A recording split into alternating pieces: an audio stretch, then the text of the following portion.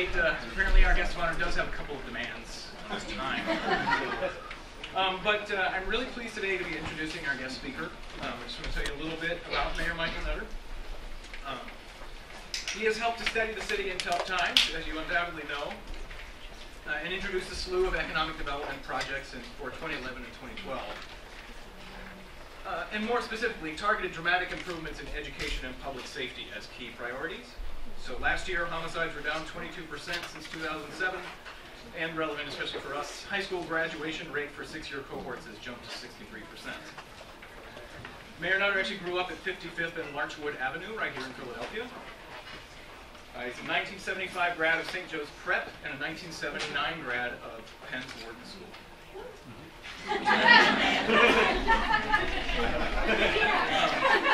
During 15 years as a city councilman, Mayor Nutter has represented Philadelphia's 4th District, covering Winfield, Overbrook, Roxborough, Manayunk, East Falls, Mount Airy, and other parts of North and West Philadelphia.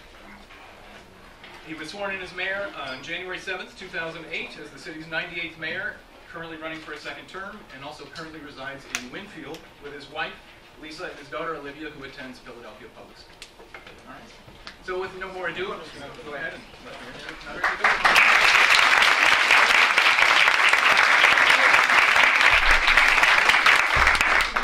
You want me to turn this on now? Yes, sir. Good afternoon, everyone. You guys must be worn out. Good afternoon. First, let me apologize for being late.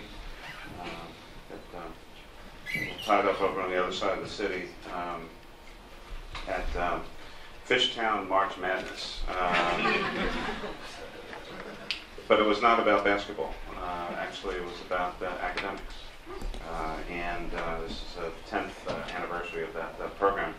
So they have a bunch of schools from all over the city, and they compete on things like history and science and a bunch of other things. But they do it, I guess, similar to, of course, March Madness and the bracket system. And so it was seemed very complicated, a whole lot of kids, very loud, and my hearing is just now starting to return. So hopefully I'll actually be able to hear myself speak.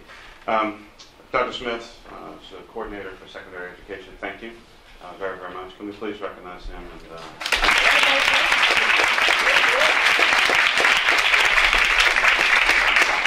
Dr. Francis Ross, our teacher.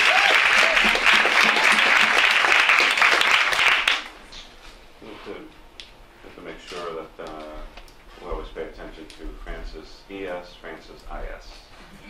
Because you're clearly an ES, right? Yes. It's a pleasure to be here. Again, I apologize for being late. I know you've been doing a lot of stuff in the course of the day. As Dr. Smith mentioned, I am a graduate of the University of Pennsylvania, and I remember many classes that I was supposed to take here at Stifler.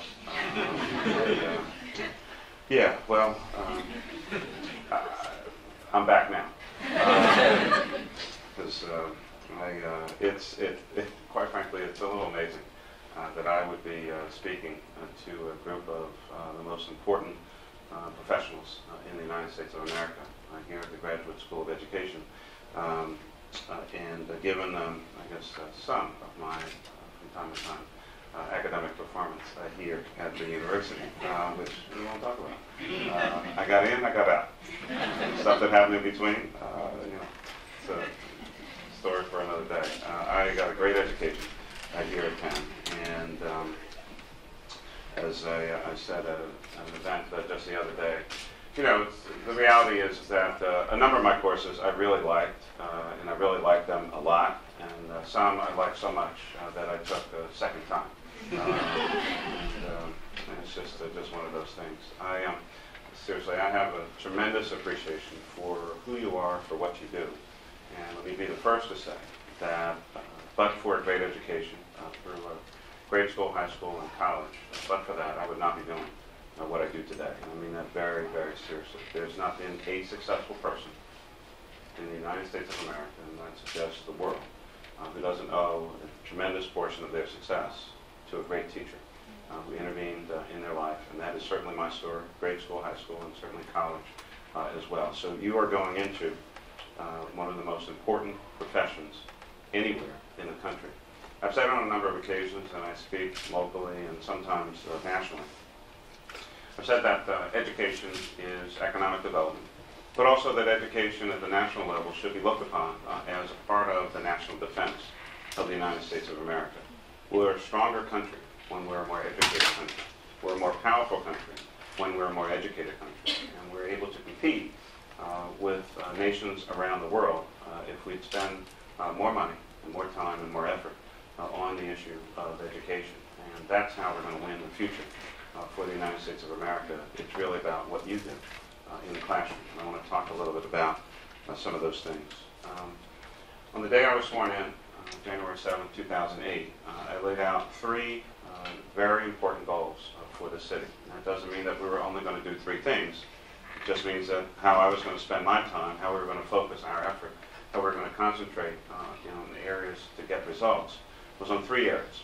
One, as Dr. mentioned, the issue of public safety. You can't have a great city if people don't feel safe and if they're not safe.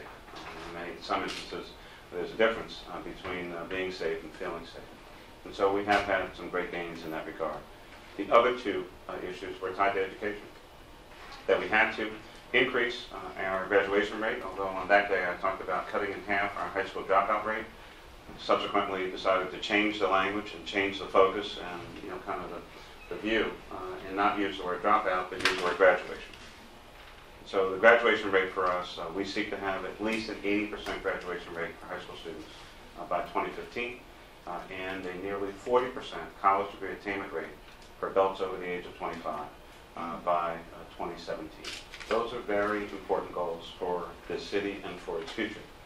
We cannot expect to grow. We cannot move our way out of an overwhelming poverty rate, 25% of our citizens living in poverty.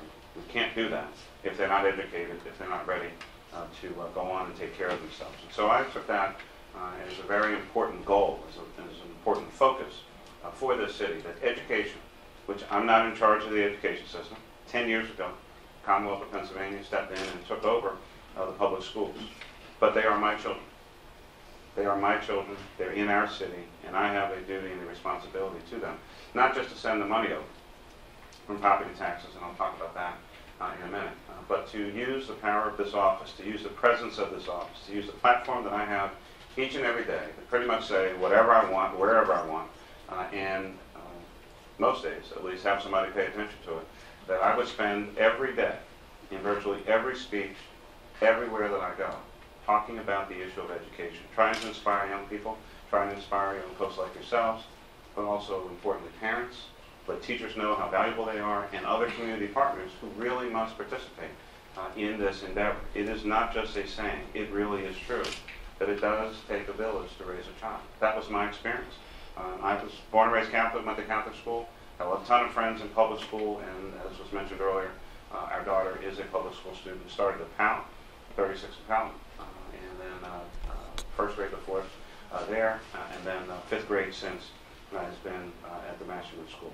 There are a lot of great schools in the city of Philadelphia. What I say to parents, and I can get away with this because I was in public school, that if you would spend, those parents come to me all the time and say, well, your daughter goes to Masterman, and I say, yeah, she's smart. She got that from her mother.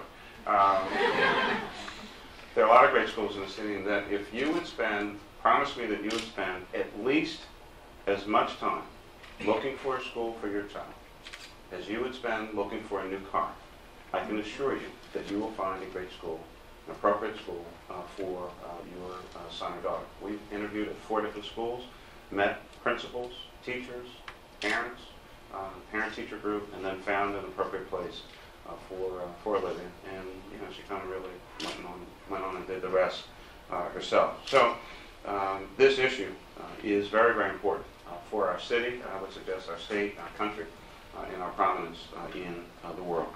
Let me talk a little bit about what's going on here in the ground in Philadelphia. We need a higher educated workforce for a number of reasons.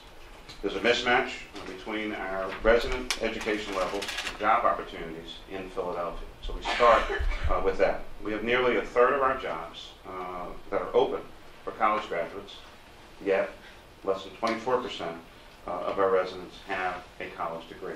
It's the first big mismatch. Our city lacks an educated workforce that we need to meet the economic demands that we face. And there's also a big difference in quality of life conditions for those without a degree versus those with a degree. For each of those students, we save nearly $600,000. These are graduates from high school. We save nearly $600,000 in local, state, and federal funding, including increased tax revenues and reduced service costs. For that same student with a college degree, the number is nearly $1 million that we get back. And so when my wife, who runs an education organization, you may have heard of Philadelphia Academies, Inc., Lisa runs that organization, she usually starts a lot of her conversations with young people by first asking the question, who wants to be a millionaire? Of course, they always say, yeah. Well, we know that lifelong earnings, the difference between a high school graduate and a college graduate, is about $2 million. So that, the who wants to be a millionaire usually kind of gets their attention because young people tendency to focus on money. And then starts a discussion about these kinds of issues. I talk about our goals. Those are our firm goals. Everyone knows them. We talk about them everywhere we go, and people are really actually starting to repeat them.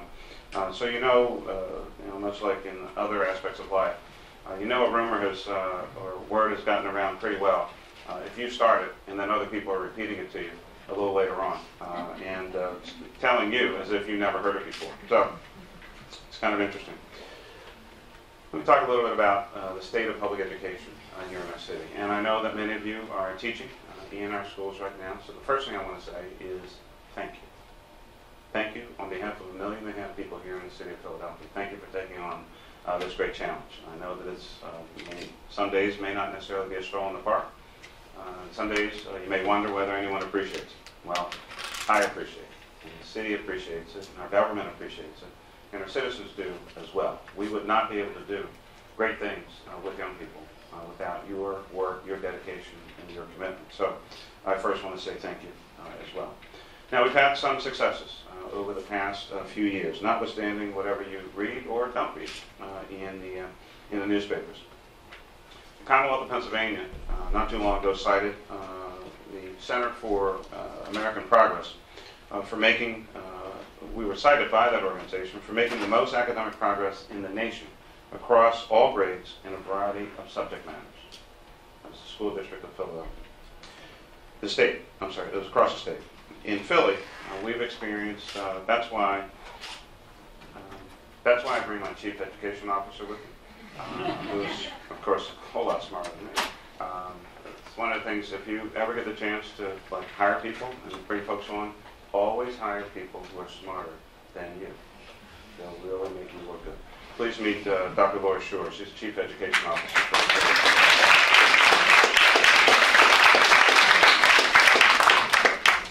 We've had 8 straight years of academic gains. I got that one right. In the city, and for the first time, more than 50% of our students are at proficient or advanced levels in reading and math. Our 6-year cohort graduation rate is now 63%. When I came into office, that number was in the mid-50s, and we expect that it will continue to grow. That's taking into account those young people who in some instances have actually dropped out and now drop back in, and we're helping them to finish their education. I'll maybe talk a little bit about that in the Q&A. These gains come, quite honestly, as a result of increased investments that we're seeing, primarily at the state level. We were very fortunate over the last 8 years to have, in my opinion at least, the education governor of the United States of America, Governor Ed Rendell, who fought every year to increase funding to public education, not just in Philly, but all across the Commonwealth of Pennsylvania. We're the largest school district in the Commonwealth. There are 500 school districts in Pennsylvania. We're the largest. The next largest is Pittsburgh, with 26,000 students. We actually have more young people in our charter schools than Pittsburgh has in their entire school system. Nearly 40,000 kids in charter schools. So our charter school system would be the second largest school district in the Commonwealth of Pennsylvania, but for the fact that everybody gets counted together. We think that these investments, and money is kind of important, we think those investments are paying big dividends for us. And just like, again, any other business, you want to look at what's your return on investment. we're seeing that return in terms of what's happening in the classroom, lower class sizes, better student outcomes, and make schools across the board safer. The biggest challenge, notwithstanding this incredible recession, is that the fundamental funding of public education, at least here in Pennsylvania, is flawed. Public education is primarily funded through property taxes. And so across Pennsylvania, even though we got rid of separate but equal a whole long time ago, the fact of the matter is that the quality of your education is a function of where your parents decided to live in the Commonwealth, in one of the 67 counties. So, for example, I live in the Winfield section. My wife and I and our daughter live about, anyone know where St. Joe's University's campus is? So we're on 50th Street, 4 blocks off of the main campus on 54th near City Ave. 2 blocks in. If we moved 3 or 4 blocks away, across City Avenue, Olivia would go to the Lower Merion school system. They spend about $24,000 a year to educate a child. We spend about $12,000. Now, I'm not saying that money is everything, but it usually beats whatever is in second place. You cannot give a high-quality education on the cheap. So public education is free for kids, but adults have to pay for it. If you want lower class size, you have to pay for it. You want to improve your pay for teachers, you have to pay for it. You want more services, you have to pay for it. You want to standardize a curriculum with art and music and culture and those kinds of activities, which should be a standard part of the curriculum for every child in every school, not an option, just like math, just like reading, or English, just like science, or anything else. Art and music are important to the quality of someone's education, as well as a variety of extracurricular activities. Those things cost money.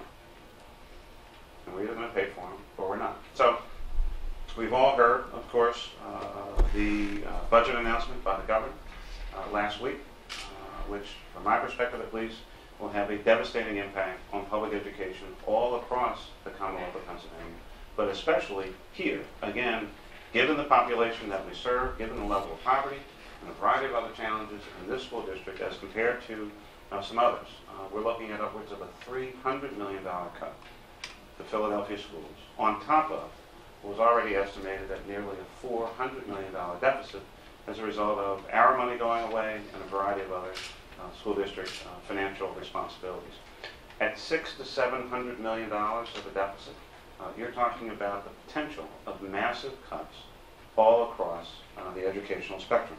And so these are issues that we are grappling with, and these are issues worth fighting for. The gains that we've made, I am not about to stand by and allow that clock to be rolled back to a time when we were not doing as much as we could for students in our school system.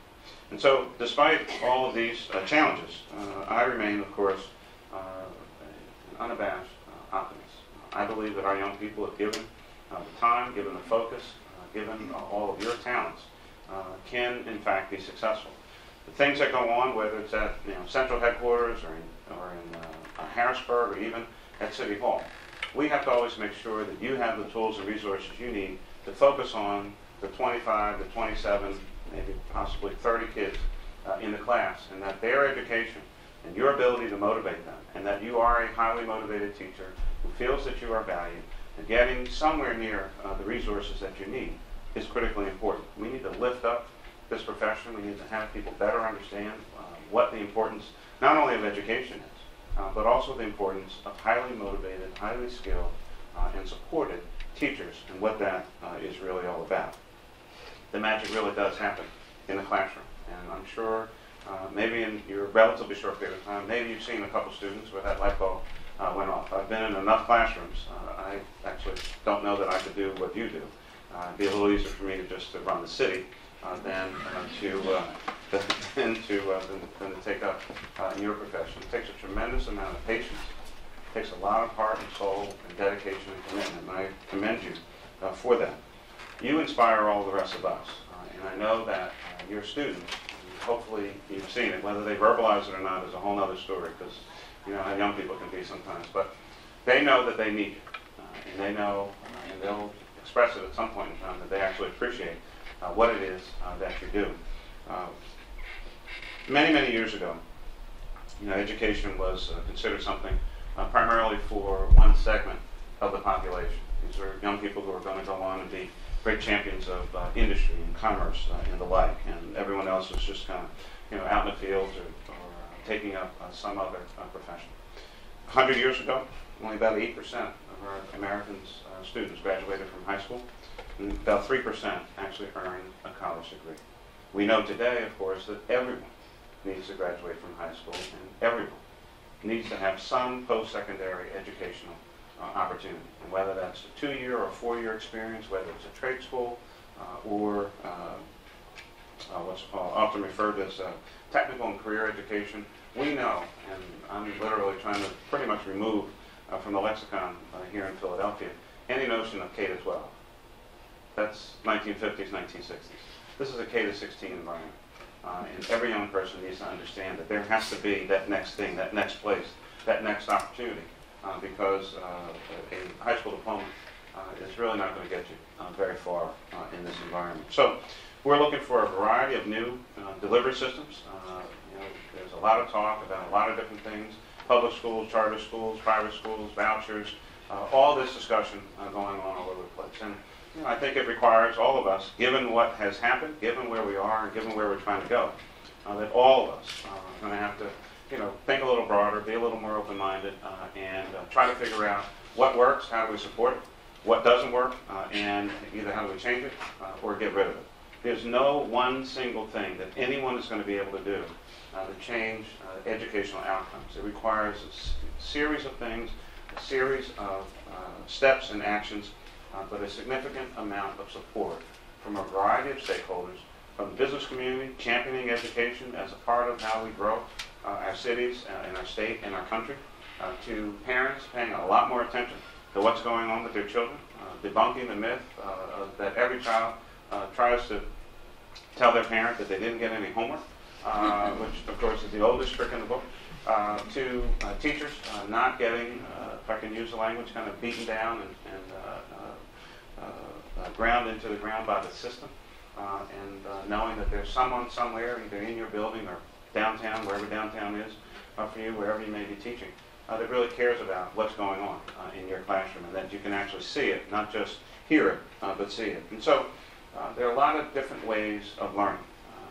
Someone much smarter than me once said that you should never let your schooling interfere with your education, and that whether it's online classes, GED programs that you can take literally on your lunch hour, college fairs and literacy programs. We're investing $1 million in adult literacy. We have a serious literacy challenge in this city for adults as well.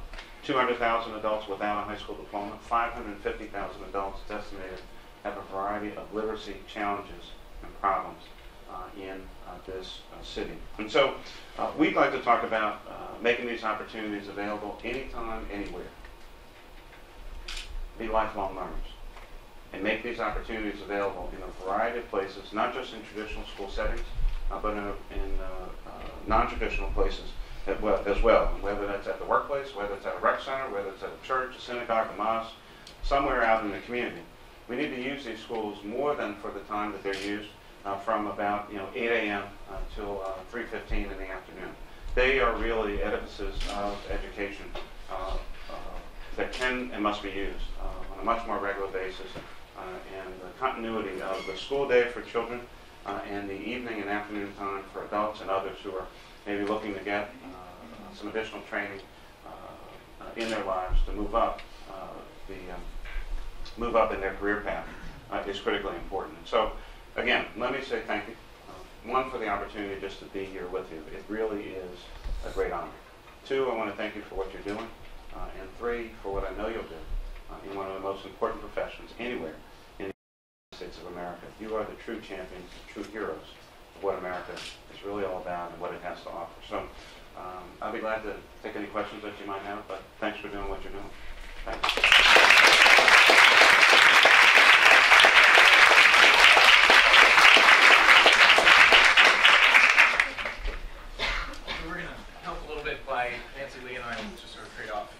Put your hands up so we can recognize people who have questions. You know about the putting your hands up thing. Yeah, pretty versed by now. Be shy. That's what you're going to tell your students, right? Yeah. So I really agree with and I appreciate the goal of kind of taking the city from instead of K-12 to K-16. But I guess my question is, what is being done from either with the district level and also from a community level to kind of, I guess, reinvigorate people's interest in education? Right. Because I think growing up in Philadelphia, I know that a lot of students are having a very miserable experience in school.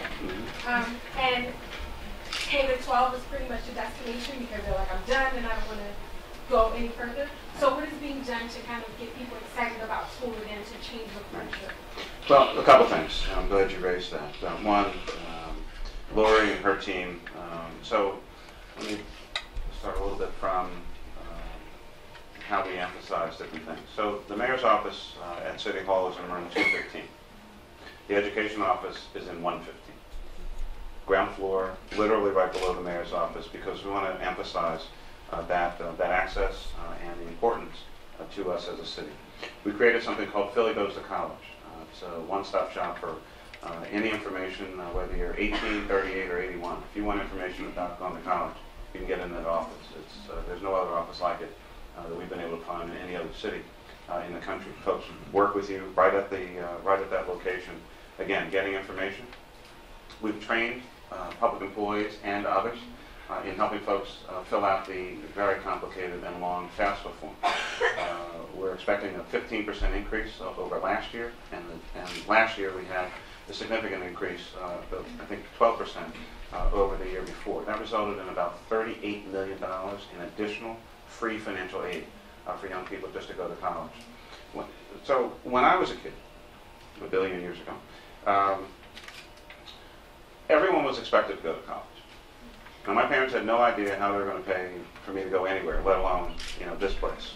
But virtually everyone in my neighborhood went to college. Now, there were a couple things going on in late 60s, early 70s that I think has been a little lost here.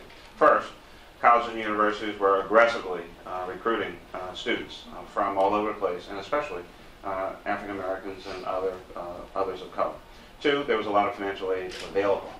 And three, we were kind of that, we were going to be first one in the family to go to college, and everyone had that expectation. So I don't ever remember a conversation about, was I going?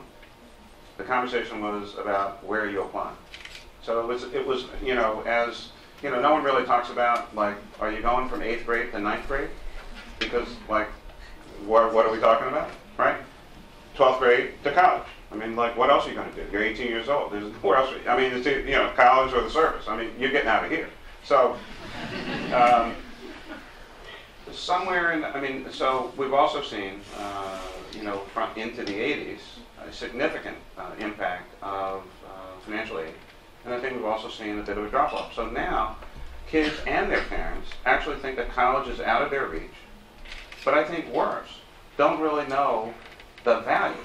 What is this all about? I'm tired. No, you can't afford to be tired.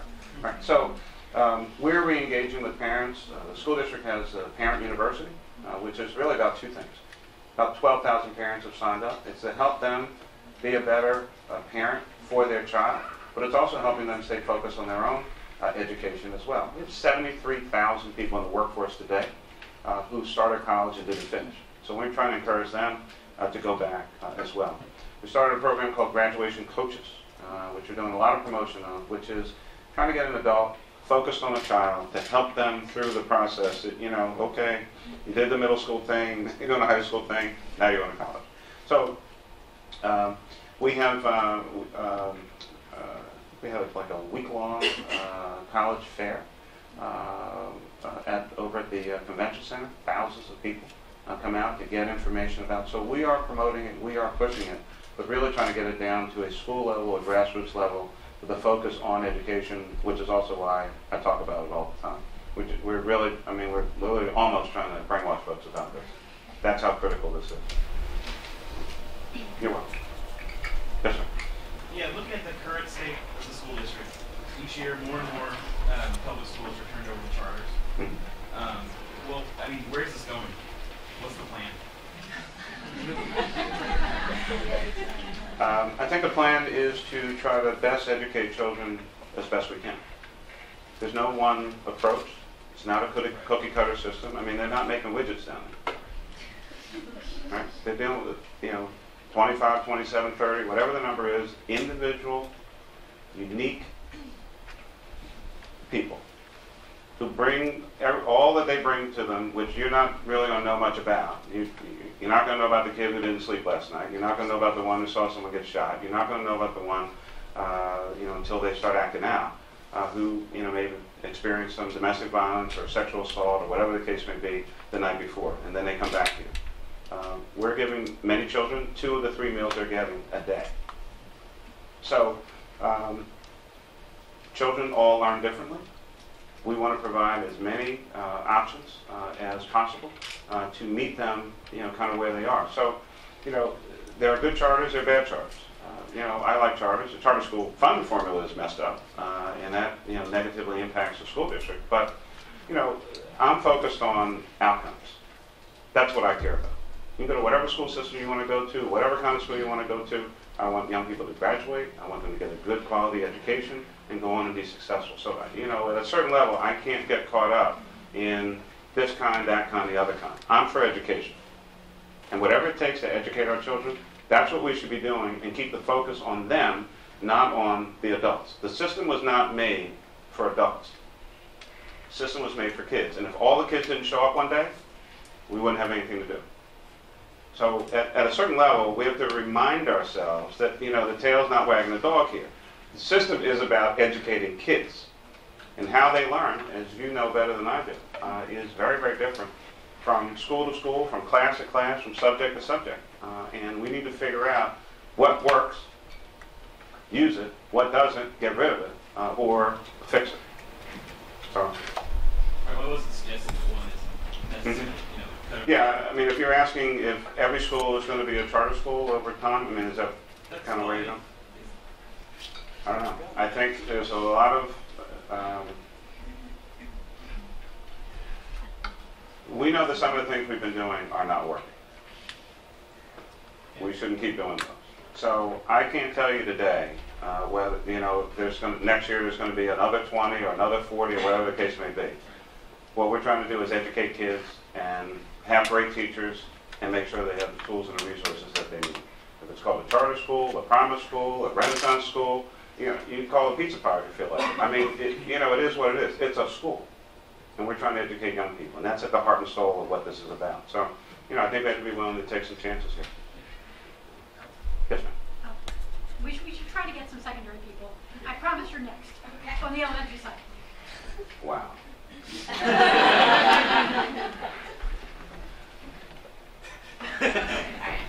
Secondary, elementary. You had mentioned briefly in your last response about meeting students where they are, and a lot of us who are teaching in public schools especially, we really know what you're talking about, because where our students are is nowhere near their grade level where you might expect an 11th grader to be.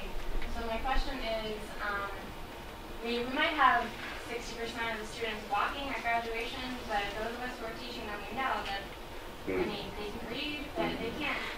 At level. Yeah. So, I mean, how do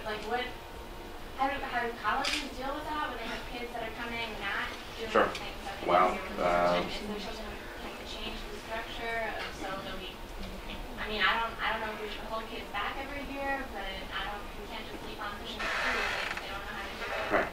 Well, we do hear back from the colleges, and in many instances, they're, our graduates, they're freshmen.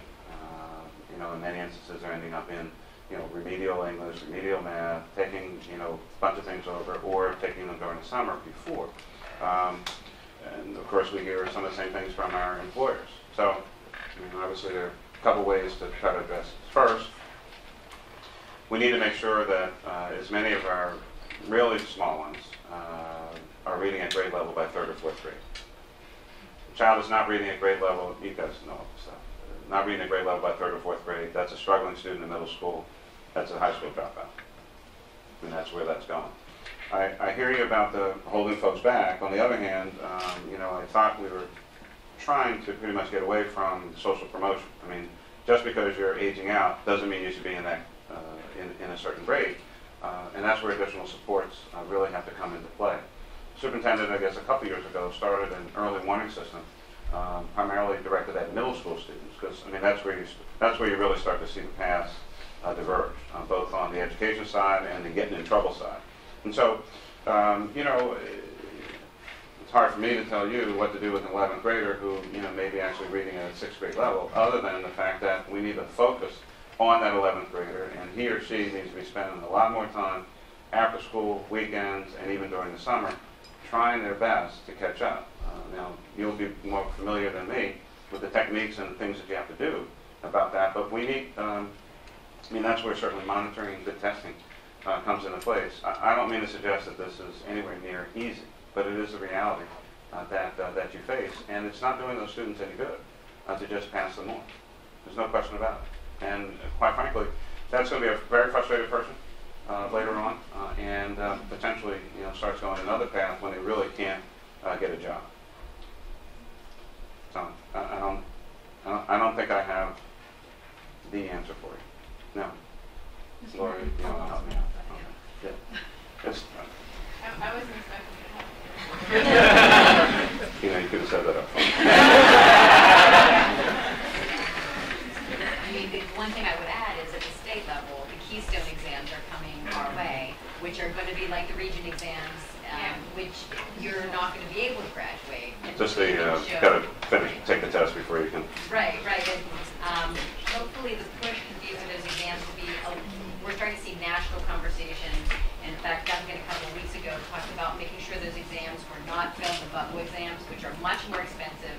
But so it's one of the ways of being able to know if kids are just being passed on because they're sitting nicely in their seats and not causing trouble, or do they have the skills necessary that when they get out of high school, like the mayor said, we don't end up seeing them in our prison system. Because when we look at our prison system for the first time, we did a reading assessment up there, and the reading levels are between 1st and 3rd grade for the majority of people who are spending time in our prison. So, you know, I know people don't want to talk about assessment, and, you know, there's this really negative vibe to that for a lot of people, but if we don't know if they can read or not, then how do we spend our tax dollars to make sure they don't end up in prison system or, you know, welfare rolls? I mean,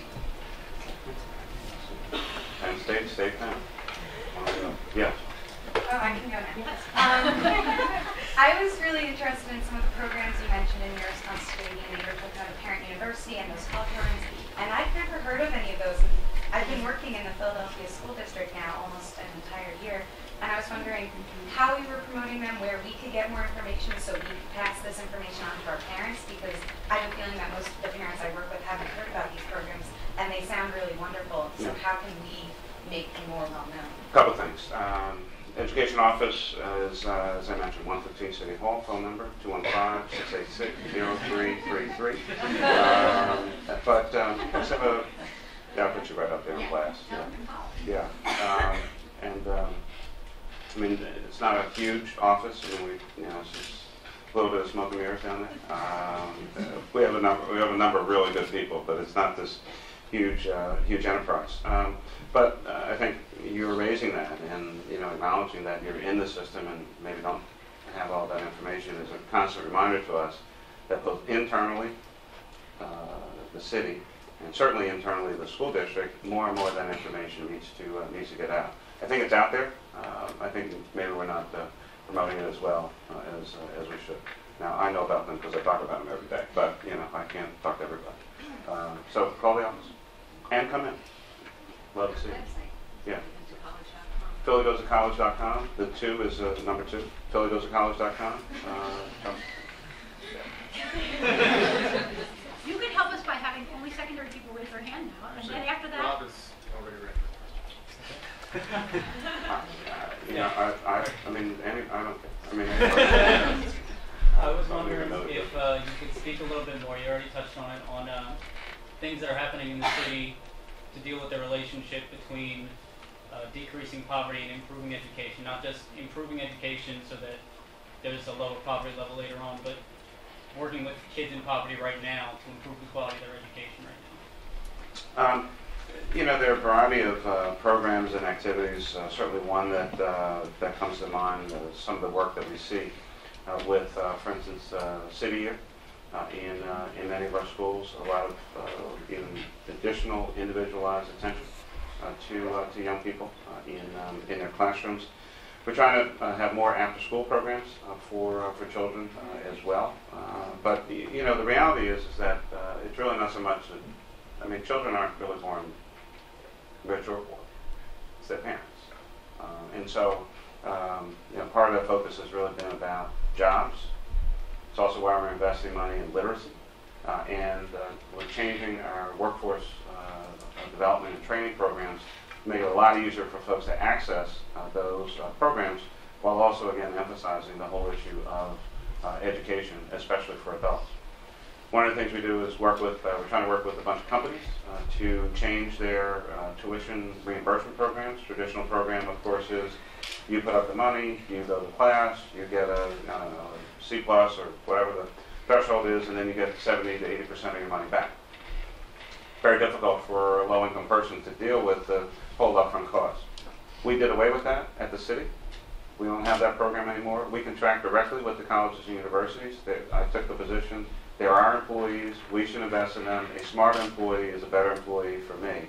As long as you meet your threshold level, you know, you have no issue. If you don't, you're our employee, you know, we'll, you know, take it back out of your pay, work out, you know, whatever we need to work out. We've encouraged other employers to do that. We have now 7 colleges and universities, 9 colleges and universities participating in a program we call Returning to Learning. That's a 25% tuition discount for our public employees, their spouse, and family members to go to school. The more people we get going to school, and especially kind of the comebackers, that's how you're going to help lift people out of poverty. That's a person who's not only going to have their degree, they're going to do better at their job. More than likely, they're going to either seek to get a higher position, or they're going to get a pay raise, and that's going to help, you know, that individual. So a lot of this focus really is about adults. We lift adults out of poverty, they take their children with them, and that's why the literacy initiative is critically important. One of the things that Katie Wolfgang, our Chief Service Officer, is focused on is we have a top 10 list of things that we want people to do in terms of service. I don't remember what the other 9 are, but the number one is teach someone to read.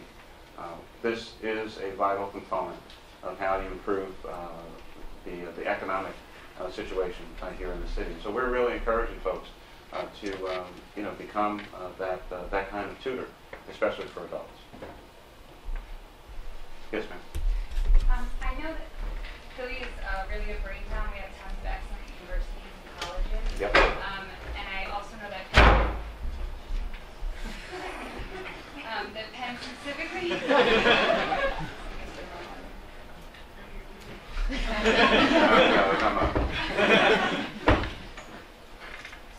Everything okay? Everything all right off? Yes. So I know that Penn specifically has a significant number of partnerships with local schools and has been involved in that process, but I also know that there's been a lot of change recently, including a loss of funding related to some of those programs and loss of partnerships because of schools and districts changing their approach. And so I'm just wondering what role you see universities and colleges playing in our current education system. Well, I think that the more partnerships we can have with colleges and universities, so, I mean, you acknowledge it's also a strength for the city. The region, tri-state area, we have 101 colleges and universities. No disrespect to any of our friends from Boston, but we actually have more schools than you do. But you've done a better job at promoting it, so I give you credit for that. You know, University of Pennsylvania, the Penn Alexander School, I mean, a terrific example of, you know, that kind of partnership, that kind of engagement. Temple, I believe, has some similar relationships, and a number of other colleges and universities do as well. These kinds of partnerships are tremendously important for a variety of reasons. One, you know, colleges and universities, quite honestly, want to protect their own investment. You really are, you know, kind of economic generators in your respective areas. When people feel that they can also send their child to the school nearby, you're going to hold on, in many instances, to teachers and faculty and staff and other workers. Great schools in the community also keep up the economic vitality of that particular neighborhood. And yes, there are many changes that are going on, and there'll probably be some others as a result of some of these budget cuts. But we try to encourage those kinds of partnerships all over the place. And many of the schools that I mentioned to you do have some level of partnership and relationship with nearby schools, some more than others, no question about it. But it is something that we like to promote. Look. One of the things that we're seeing, a new model, is having colleges come right into communities. Like Gresso has one of these programs, and who else was I saw another one? Yeah. Can't remember it, but another community-based organization that has partnered with a college. It's not Aspira, it's not Nueva Esperanza, whatever. Yeah. So there's two of them, and they partner with the college, and the college comes in and teaches the entire degree program, and they pick a couple of them right in the neighborhood, along with social service support. So I think that that's a model that you really, I think it is. that we really like, we're really trying to encourage, because when you look at the pockets of poverty in the city, there's not always easy access to particularly college on-ramps. Right. But it's also a part of the answer to the question that you raised, which is much more early on in that child's life. When you start talking about curricular issues, the difference between what young people are learning in many instances in high school and then making that transition to college is a pretty big gap in many instances in terms of what they're learning. And so, quite honestly, I'd like to see more influence coming from the college and university side over into curriculum for high school students, so that the secondary education system can better understand and better prepare young people for that transition. Because in many instances, that is a huge leap from the kind of coursework they were doing in the one to what they're going to walk into in freshman year of college. You want to? Well, that's something that I think about a lot, actually. I'm going to come back up. I mean, like, I know, my subject, and I can tell if my students have learned my subject, but I don't know if there's a connection between what I'm teaching them and what their other teachers are teaching them, and what they're going to see if they go to, like, community college or, technical school or something like that. But I'm wondering if, like, having that influence, the post-secondary school influence earlier in education, does that imply that there's going to be, like, a greater degree of tracking than currently exists in the system, or does it put certain kids on one track a lot earlier? And I'm not sure I know that I'm not particularly in favor of that. I mean, we've been through the tracking dynamic. I think that didn't work out too well. I thought we were going a different place. What I'm much more interested in is data sharing. And we're doing a much better job and have established higher levels of trust with the colleges and universities, because the other part of this is graduating young people from high school, very important. Having them matriculate to college, very important. What I really want to know is graduate from college. So a whole bunch of folks go. What I want to know is, are you there at the end? And we've developed a partnership with a bunch of the colleges and universities, and we've also gotten some money. This is, I think, some of the Lenfest money to help us do. When you talk about tracking, that's kind of more of the data gathering that we want to do to see where people are over an extended period of time and make sure from start to finish that they actually do finish. How about if I come back to you? Okay. Great. Yes, ma'am. Part of me, this sounds overly blunt or simplistic, but I feel like you've named a lot of programs and initiatives that sound really wonderful, and I'm sure they take money, and I feel like you've said pretty bluntly. You sure they take money? No. And you've said pretty bluntly yourself that education takes money, and there's huge looming budget cuts everywhere for the upcoming year. And the rumor at my own public high school in South Philly is that their budget is being slashed 50%, and they have to let teachers go. And so now what? Well, now you should figure out how to get yourself as quickly as possible to Harrisburg. As I mentioned, I think almost at the start, the state took over the school district 10 years ago. They have a direct responsibility for funding public education. They have a constitutional responsibility for funding public education. The state constitution says that students are to get a fair and equitable education.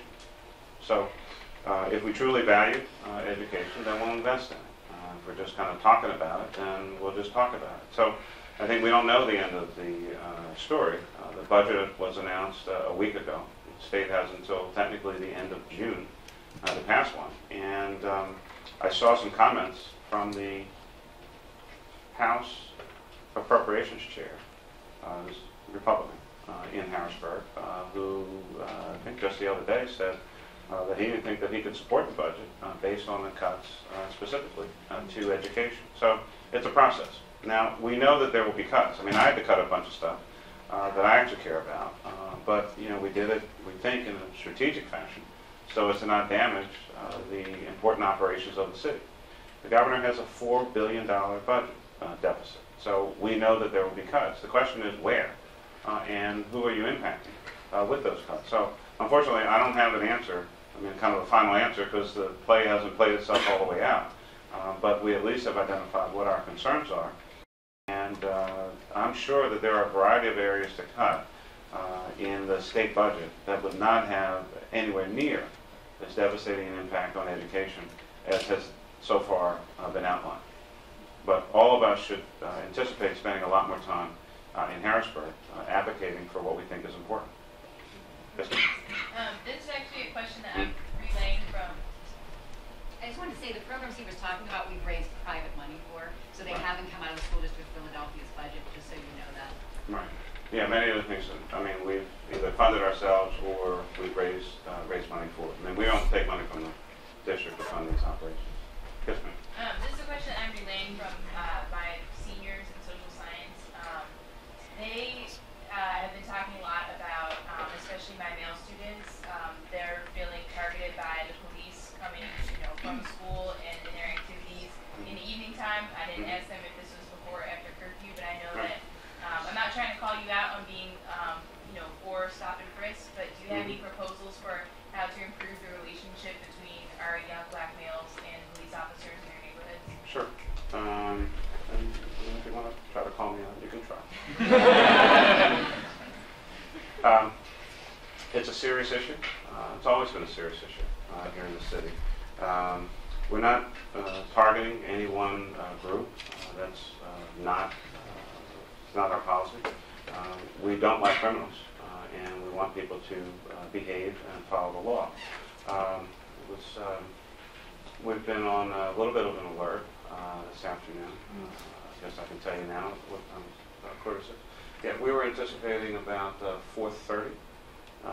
Kind of some massive gatherings of students in a variety of places, because they've been text messaging and Facebooking all week long about getting together today. And we've seen, unfortunately, some of the negative consequences of that activity. I love our young people being out, and they can be out and do, have fun, go wherever they want to go. What we don't want is them beating people up or stampeding in stores and fighting all over the place. So we do have a serious crime problem in the city, and I appreciate and respect your passion about making sure that our young people or any citizen is treated with dignity and respect, and we insist on that. You'll be hearing some announcements soon about some additional steps that we're going to take. But equally, I do want to implore all of you to be concerned about a couple other facts. 85% of the homicide victims in Philadelphia are killed with a gun. 80% of the homicide victims are African American. 72% of the homicide victims in the city are black males. And almost all of them are killed by other black males. Crime in this city and in most other cities across America is intra-racial. Black people kill black people, white people kill white people, and everybody else does what they do. We've taken significant, serious steps to reduce homicides and violence here in the city of Philadelphia. We've had some gains. We're nowhere near where we want to be, but they have been significant over the past 3 years. That does not mean in any way, shape, or form that we will ever tolerate inappropriate behavior, abuse, whether it's physical or language, to any of our citizens, regardless of race or gender. And where officers need to be disciplined, they will. Or where they've been investigated or need to be investigated, we will. And if they need to be dismissed, Police Commissioner Ramsey has fired more police officers in the 3 years that he's been here than anyone has seen in recent times. So we're not messing around. We actually, we're going to have a press event soon to announce distribution of these cards. Now, when I was a kid, I was taught this by my father. Where do I put this? Of how to deal with police officers if you encounter them, and we want to provide that kind of advice and guidance to young people. A lot of these encounters, kind of start bad and deteriorate from there. It starts with attitude, and there's a way to, on both sides of that equation, how you deal with an officer out in the street. Starting with a lot of expletives is probably not a good way to start. Running from the police, fighting with the police, shooting at the police tends to have a bad outcome. Just kind of the way it goes. So we're about to embark on a bit of a campaign to start talking about how people engage and what are some of the right things to do, wrong things to do, and how to make that experience as least stressful and negative as possible. But it's got to work both ways. Yes, ma'am. So I currently work in a K-grade school, and we have a high school across the street. And from what I understand, there's issues in the high school too with the climate of the school, and the school's getting increasingly violent. I also understand that recently a report came out saying that our school safety was not in compliance with the amount of hours they were supposed to be trained. What is the relationship, I guess, between the police department and how are they working to help with training of the school safety, or are they? And how are we helping to make sure there is a better presence in the fundings of the schools from the Philadelphia Police Department? Well, the most recent school safety officer, when he left, we were asked by Superintendent Ackerman actually to send someone over from Philly PD to head up that operation. We did, and Chief Inspector Myron Patterson is the person in charge. So he now is in charge of school police, who are, of course, non-weapon carrying folks. Part of the game plan here, of course, is to have better coordination with Philadelphia Police Department. They're not in the schools, they're outside the schools. We had a big controversy a couple of years ago about whether or not Philadelphia police officers should actually be in schools. At that time, the decision was that they shouldn't be. This is because they obviously carry weapons. Each school is supposed to have a safety plan, and that's what Chief Inspector Patterson has been working on with principals, with school safety officers, and the like. I quite honestly don't know off the top of my head how many of them have them and how many don't. We obviously want to see more safety in our schools and across the system. It's my understanding that violence is down. But the fact of the matter is that you can't teach and students can't learn in an unsafe environment. So while there has been some decrease, it's, again, nowhere near where it should be, and you shouldn't really have to worry that much about it as you're trying to go about teaching in the course of the day. We have to have a safer in-building school environment and a safer environment around the schools. Some young people actually don't go or bring things with them because of what they have to deal with on the way to and from school. So creating those safe corridors, again, getting people to volunteer their time. We cannot have a police officer on every corner of every street in the city, but having more parents, adults, others, grandmoms, grandpops, whatever, out in the community, creating that safe passage to cut down on some of the nonsense. I mean, kids are going to kind of mess around, horse around. That's one thing. But the fighting and all the other stuff that goes on, we can't tolerate that. Yes, ma'am. I did find my thing. It was in a unique compartment of my wallet. So this is from the Father's Day Rally Committee campaign to boycott prisons. We actually want to, if you understand what I mean, we want to boycott prisons. So, 10 things to do if stopped by the police. We're going to actually give these out to young people, ask them to carry them in their wallets. Stay calm, don't argue. Turn off the lights in your car and turn off your internal lights. Open the window. Keep your hands where police can see them.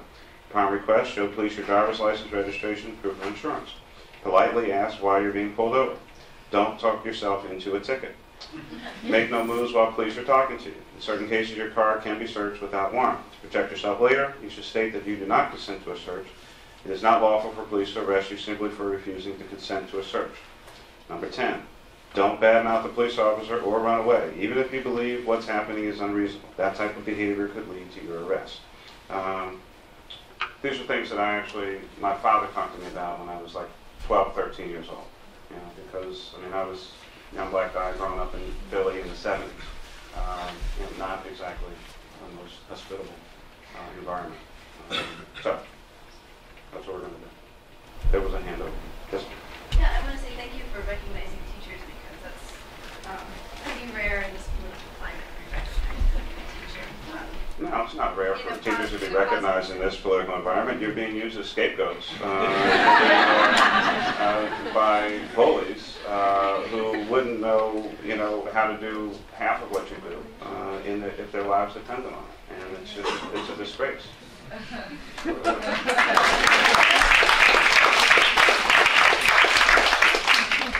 want to say thank you for doing that because yes, you're right, oftentimes we're scapegoated. But really the problem is half of us in this room will not be teaching in 5 years. We'll be leaving the profession. So it seems that really the crisis is not bad teachers, but how do we get teachers to stay longer? Because as we teach, we get better at our craft. So I think that you said education is education, which education is economic development. Okay, and economic development, but it also seems to me to be two competing systems of education. And I'm glad that you recognize the inequality that exists in the schools, even in Philadelphia. And I'm not defending schools that are failing or that have been labeled as failing, but it seems that we're at a critical moment in which, I guess what Diane Ravitch has called the privatization of our schools and creating two-tiered school systems, that is charter schools and that are backed by private companies and public schools, and that is taking resources, taking students, and so on, and leaving behind students that aren't able to go to those charter schools. And we know charter schools have less English language learners, they have less special ed kids, they have higher turnover of staff, whereas the Stanford study said that only 17% of charters perform better than public, 37 worse, 46 the same. So my question is, why do we have to have charters? Why can't we just have that money go to public schools and have really amazing public programs? Why does it have to be that we give public money to private corporations or private companies? So that's my question. Okay. Well, I think a part of what's going on is, again, we're trying a variety of different models. We're certainly not the only folks who are doing it. Charter schools, more oftentimes than not, actually, at least early on in their iteration, were a function of a group of dedicated, committed parents wanting a different kind of educational experience for their children. When I was a district council person, I supported a number of groups who wanted to have that kind of experience. What we're now, and the concerns that you raised about taking many of the good students out of wherever they are and going here, I think part of that is being countered by looking at what's the school population, and if a charter comes in, you deal with that population. I mean, you get the students that are right there and try to drive them toward excellence. So, look, I want the entire system to work well. I'm not the only party here, and I don't have the sole deciding voice or vote in this. Public education is a combination of the state, the city, and the feds are like 1 or 2%. So it's primarily a state enterprise, and where we have some different ideas or different initiatives, we come back with those. But I think the fact of the matter is that I don't know that anyone has completely figured out how to do this well at high levels consistently across the 264 schools that we have. We know how to educate kids. And we see the results in many, many instances. I think what we've not been able to do so far is to do it every day, in every school, 264 buildings for the 180 days that kids are in. There's no question that there are funding inequities not only across districts, but across schools in our city. And I think one of the things the superintendent is trying to do is to cut down on some of those inequities, but there's no way, shape, or form do we have anywhere near, in my opinion at least, all the resources that we need here in Philadelphia. And quite honestly, that seems to be a challenge for many of the big city school systems all across the United States of America. So, I mean, I don't have an easy answer for you. I think folks want these choice options, and at the end of the day, it is the taxpayers' money. In the other 500 districts, 499 now, rather, they have elected school boards, and we have a system that was taken over by the state, and you know, that's kind of what we have to deal with. We have what we have, but the kids are in school right now, and we need to educate them. Last question of the afternoon. Hi, Yes, you mentioned before students who are victims of domestic violence, students who receive Sexual assault. gunshots, right, and this is a reality of the classroom, and these students require psychological services. Yep. And you were talking about the budget cuts and choices have to be made, and where do you foresee the future of psychological services like counseling, psychologists, social workers in schools in Philadelphia? Yeah. There's clearly a need for more of that service, as well as even for just kind of regular counselors. One of the things that we're concerned about with these cuts, the student to counselor ratio, I think most recently was about 250 to 1. 10 years ago, it was about 500 to 1, with no particular requirement that the counselors actually saw all, on average, 500 students that they had. I think with some of these cuts, we may see some of those numbers go back up.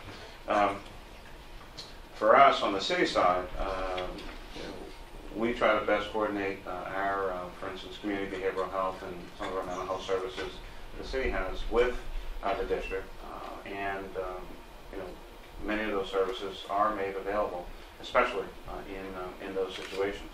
When we have some of these tragedies, we know that you know, the particular student may have been hurt or in some instances even killed. That will have an impact on that school family, and services are brought in, not directly by us, but more oftentimes by the school district. We would certainly hope to be able to keep most of those services. That incident, that tragedy, whatever happened, is not over. When the police, you know, go away, or the ME comes and you know the body is taken away, the tape is still around, that leaves a psychological scar in that entire community. And actually, the incident's not over; it just started for many of those kids, and they will act out when they come to school. I am getting the hook. Again, let me one say thank you very, very much for having me. Two, sorry that I was a little late. Three, most importantly, thanks for your questions, thanks for your concern, thanks for your commitment. It really does make a big, big difference, and just want to commend you, encourage you. It's not easy, I know, but you're true to yourselves. You went into this profession for a reason, and you want to help people, you want to have an impact on our most, at times, most vulnerable population, but also, I would suggest for the future, our most important population, and that's young people.